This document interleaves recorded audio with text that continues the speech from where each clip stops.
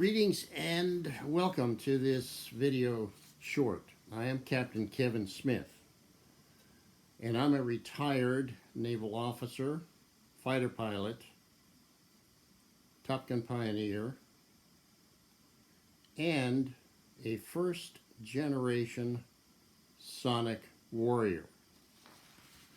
Now, I have a new book out that explains what it was like to be a sonic warrior. These are my stories. And like I say, I was a first generation sonic warrior. And so in essence, I was the first group of fighter pilots to fly supersonic capable airplanes. And so my book, The Sonic Warrior, Chronicles of a Top Gun Pioneer, explains that, not only that story of mine, but that era of aviation, which was pretty important for lots and lots of reasons, not least of which was national defense. Now, as a sonic warrior, I flew the world's first supersonic fighter in mission-realistic air combat training exercises and was awarded the Top Gun trophy, having achieved the top gun scores during these exercises. So I developed I guess you would say, a high level of proficiency in being able to employ these supersonic capable airplanes in an air combat environment and be successful. Now, like I said, I'm a first generation sonic warrior. And as such, we were faced with occupying a battle space never before occupied by any warrior class, or for that matter, never before occupied by humans. And so we were left with a lot of unknowns.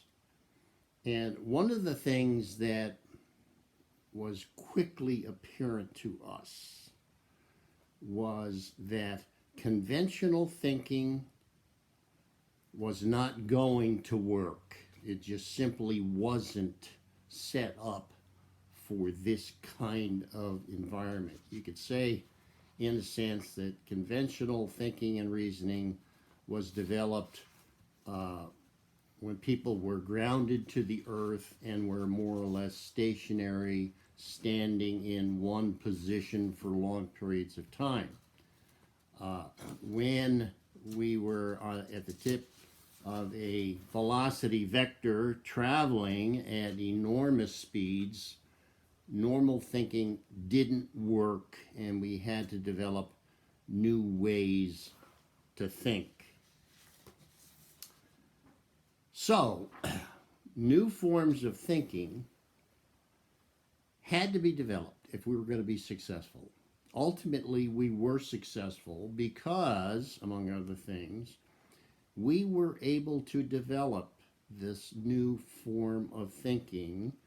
In subsequent videos, we'll be discussing that. I also talk a lot about that in my recent book, The Sonic Warrior, Chronicles of a Top Gun Pioneer. You will notice that this is broken down into episodes, and some of the episodes that we have in the book, it discusses, amazingly, things like critical thinking and complex problem solving when operating in a four-dimensional space. We also explain what that actually means. Now, in conclusion, I want to say that sonic warriors conduct or perform sonic warfare. sonic warfare is high velocity combat operations at speeds that are at or above the speed of sound. And because we're dealing with such high velocities, energy management becomes not only important, but energy management becomes mission critical. And in order for us to succeed in combat, we had to be not only really good at energy management, but we had to be better than our adversaries in this crucial area.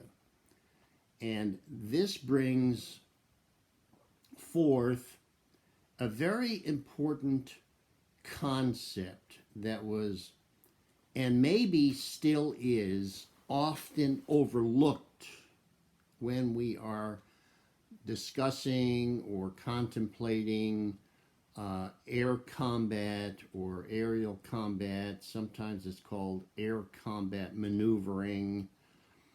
We often overlook the most important aspect and the most important element of aerial combat, which is energy management. Sonic warriors, those that I know of, are successful and highly proficient in the area of energy management. Future videos, we will be discussing that in great detail. These videos are being posted on my website, thesonicwarrior.com, as well as our YouTube channel, The Sonic Warrior. So you can get these or access these videos through the website or the YouTube channel. And thank you for watching, and we'll be back soon.